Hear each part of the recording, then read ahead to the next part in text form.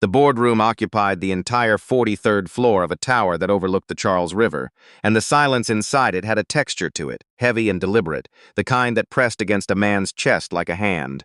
Ethan Whitlock stood at the end of a table built for 12 and currently surrounded by 7 members of the Calloway family, the closest thing this side of the country had to royalty and private equity. Their suits were the kind that didn't wrinkle. Their faces gave away nothing. And in front of Ethan sat a single folder, thin but heavy with implication, pushed across the polished wood by a lawyer who never once looked up from his notes.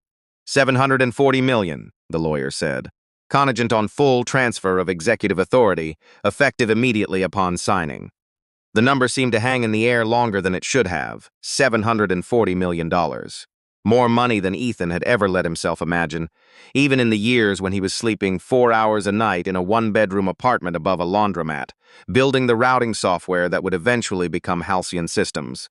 He turned the page anyway because something told him to, and that was when the real shape of the offer revealed itself.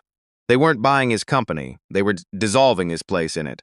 He'd remain on paper, a name on a letterhead, a smiling photo for the press release. Nothing more. Before he could speak, Walter Calloway leaned back, lacing his fingers together with the unhurried confidence of a man who had never once doubted he'd get what he came for. "You built something rare," Walter said, his voice almost kind. "But let's be honest with each other. Men like you find lightning in a bottle once. Smart ones know to cash it in before it slips through their fingers." A ripple of quiet laughter moved around the table. Not loud, just enough. Across from Ethan, Walter's daughter, Isabel Calloway, didn't laugh. She watched him instead the way someone studies a structure to find its weak point. The humiliation didn't arrive as a wave. It came in slowly, like cold water rising past his ankles, and Ethan felt his hand drift to his pocket without permission from the rest of him. His thumb found the edge of his phone, and before he understood why, he had it out just enough to see the lock screen. A photo of his daughter, Josie, 6 years old, gap-toothed, caught mid-law in their kitchen on a Tuesday that meant nothing to anyone but them. Something in him went still, not loud, not angry. Just certain. He closed the folder. The sound of it cut clean through the room, and 7 heads lifted at once. "Then you're not buying my company," Ethan said, meeting Walter's eyes without flinching. "You're asking me to hand over the only reason I built in the first place." He stood. No one stopped him. And for the first time since he'd walked through those glass doors, the room didn't feel like it belonged to the Calloways anymore. The elevator ride down 43 floors felt longer than the 3 years it had taken to build Halcyon from a server in his coat closet.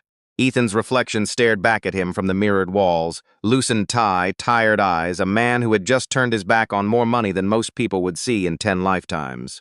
The doors opened onto a street roaring with its usual indifference, taxis shouting, a city that had no idea what had just happened 43 floors above it. His phone buzzed. A reminder, gentle and absurd against everything else happening in his chest, Josie's school. Parent conference, 6 p.m. "Don't miss this one, Dad." She'd programmed that reminder into his phone herself in pink letters. After the second time he'd missed one, he didn't miss it.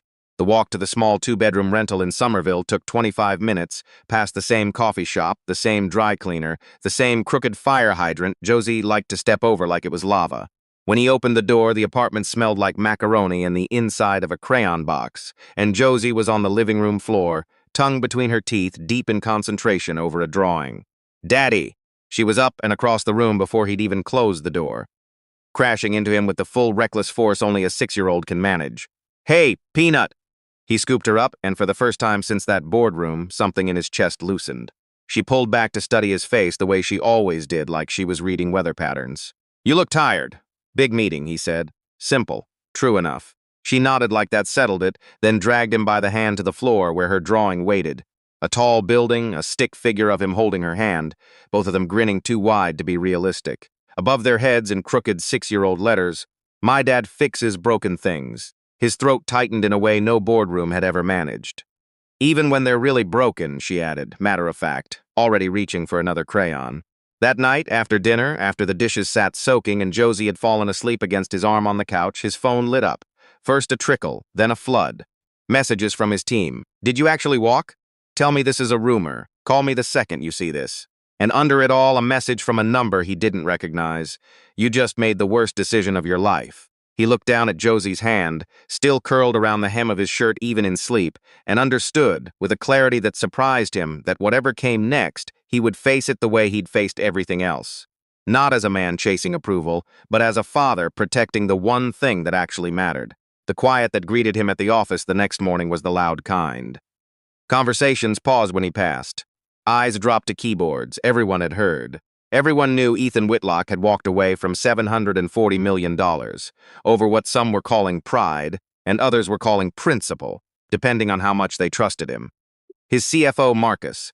No, not Marcus. The name snagged wrong in his head and he corrected it without breaking stride. His CFO, Theo Park, was already waiting in the small conference room, the kind of waiting that had its arms crossed before you even sat down. "Tell me there's still room to walk this back," Theo said. "There isn't." Ethan didn't sit. It's final. The reaction wasn't loud. It was worse. A long, deflating silence, the kind that settled into a room and stayed. One of the senior engineers, Priya, exhaled hard enough to be heard across the table. "Do you have any idea what that money could have done for us?" Real funding. No more living quarter to quarter. He did know. That was the part nobody wanted to hear. That he understood exactly what he was giving up, down to the decimal point, and had chosen to give it up anyway. "I didn't walk away from an opportunity," he said quietly. "I walked away from losing this company while it still had my name on it." Theo's jaw tightened. "And now it might not exist at all." Ethan didn't argue because it was true, and arguing with the truth had never gotten anyone anywhere. That was when his phone buzzed. A partner withdrawing from a pending integration deal, no explanation, just corporate language designed to mean nothing while meaning everything. Then another, and another.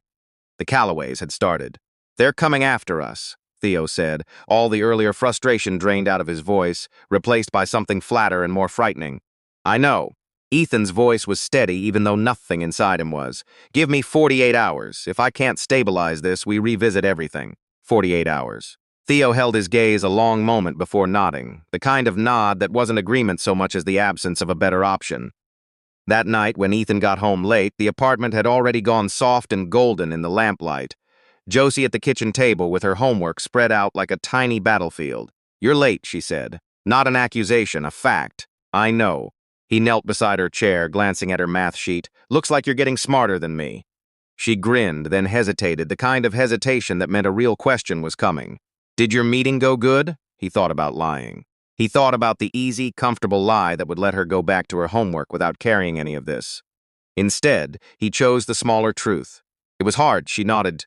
Slowly, like that made sense to her in a way the world rarely did to adults. "Hard things are okay," she said, almost to herself, picking her pencil back up. He sat with that long after she'd gone to bed. Hard things are okay. 6 years old, and she understood something it had taken him 38 years to learn. The email arrived at 5:14 in the morning, no drama, no red alert, just a quiet notification on a screen while the city outside was still the color of a bruise. Ethan was already up, a cold cup of coffee in front of him and a spreadsheet full of numbers that refused to make any sense. Burn rate climbing, investor confidence sliding, the math of survival getting tighter by the hour. Callaway Holdings. Subject. Final notice. He read it twice. Acquisitions quietly blocked. A partnership delayed under the cover of internal review. A regulatory inquiry reopened that had been closed for 2 years. Nothing illegal, nothing that could be pointed to directly. Just pressure, applied with surgical patience, in exactly the places a family like the Callaways had spent generations learning to reach. At the bottom, one line colder than the rest. "We trust you'll reconsider your position." It wasn't a threat. It was a forecast. By the time Josie wandered into the kitchen asking for pancakes, hair stuck up on one side, Ethan had already made a decision. Not to surrender, not yet, but to do something just as hard. He would fight, not with anger, with leverage. 3 hours later, his own boardroom looked smaller and rougher than the one he'd walked out of, but the tension in it was just as real. His team sat around the table, tired-eyed, voices clipped. "We're running out of room, Ethan," Theo said. "If this keeps up, there's no leverage left to negotiate with." "There's nothing left to negotiate. They're choking us out," Priya added, quiet, not bothering to dress it up anymore.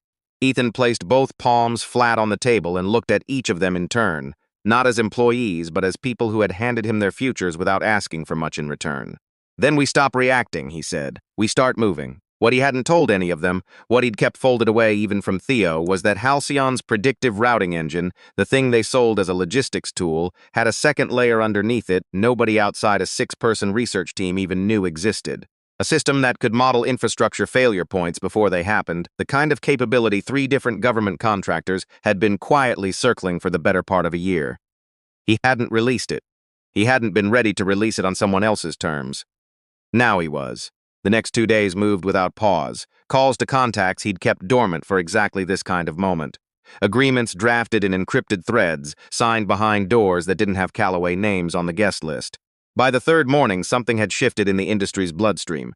Quiet, unconfirmed, but unmistakable. Whispers that Ethan Whitlock wasn't bluffing, that he was building something. The invitation from Calloway Holdings arrived that afternoon, still polished, still composed, but with a different temperature underneath the words. He walked back into that same glass-walled room. This time he didn't stand at the end of the table. He sat down uninvited and unquestioned because real power rarely needs to announce itself twice. Isabel Calloway broke the silence first. "You've been busy." "So have you," Ethan said, and let the words sit there. He opened his briefcase and slid a thin folder across the table, the same gesture they'd used on him days earlier, deliberately. "You wanted to buy my company," he said. "You never understood what you were actually buying." Walter flipped through the pages, his expression tightening with everyone.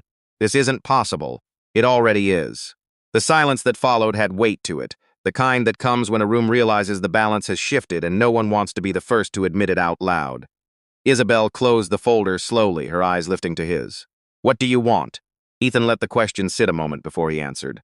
"Respect," he said, "and control over what I built." Walter exhaled, leaning back, studying him now not as a target but as his miscalculation. "You're making this harder than it needs to be." "No," Ethan said. "I'm making it exactly what it should have been from the start." There was no contract signed that day, no deal closed. Just a quiet, undeniable shift in the air as Ethan stood to leave. At the doors, Isabel's voice stopped him, softer than before. "Mr. Whitlock."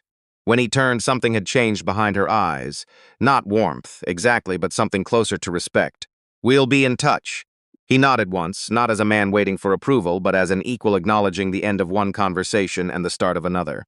The headlines didn't disappear, but their tone changed slowly, from scandal to something closer to admiration. Not a story about a man who turned down $750 million, but a story about a father who refused to lose himself trying to win. In the weeks that followed, partners who had watched silently from the sidelines began reaching out. Opportunities arrived from people who valued what he'd built more than what he could be forced to give up. None of it felt as real to Ethan as the ordinary evenings at home, where Josie sat beside him with her crayons while he worked, glancing up every so often just to make sure he was still there. He always was. That had become his actual definition of success, not growth at any cost, but something that never pulled him away from the person who mattered most. One evening, the city lights soft against the window, Josie climbed onto the couch with the old drawing in her hands. A little wrinkled now, the colors still bright. "Did your big meeting work?" she asked. Ethan looked down at the paper. The tall building, the two stick figures holding hands, the crooked letters above them, and smiled, not the smile he wore in boardrooms, but something steadier, something underneath all of that. "Yeah," he said, pulling her closer. "It worked." She nodded, satisfied, and rested her head against his shoulder, and Ethan sat there a long time without moving, the noise of the city outside fading into something distant and unimportant. Because for the first time in his life he understood, completely, that success was never about how much a person could gain. It was about how much of himself he managed to keep.